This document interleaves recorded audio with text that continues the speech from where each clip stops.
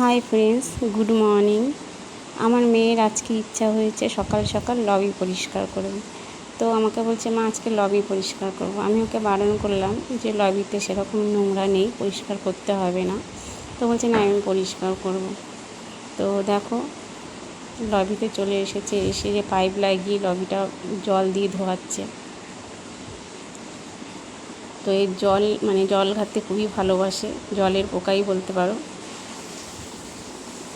তো দেখো, এমনভাবে জল দিয়ে ধোয়াচ্ছিল যে পাশের বাড়িতে জল যাচ্ছিলো।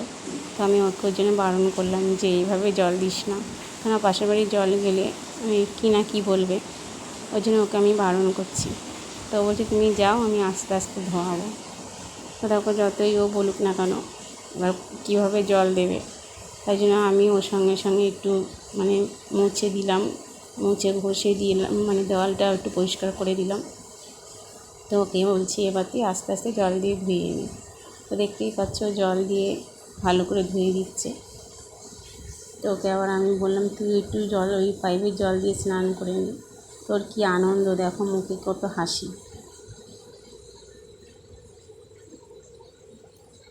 তারপরে দেখো, কোণের দিকে একটুখানি মাটি লেগেছিল, পিঁপড়ের মাটি। তো ওটা হাত দিয়ে ডলে পরিষ্কার করবে না, ওটাকে আমাকে বলছে তুমি পরিষ্কার করে দাও। তো আমি আবার একটু ডলে পরিষ্কার করে দিলাম। তো এতই জল দিয়ে ধোয়াচ্ছে যে একদম লবিটায় জল দাঁড়িয়ে গেছে, দেখতেই পাচ্ছ।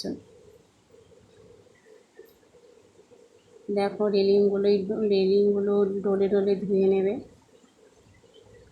তো চলো, আমরা লবি পরিষ্কার করতে থাকি, তোমরা ভিডিও দেখতে থাকো। আজকে এই পর্যন্তই, টাটা, বাই।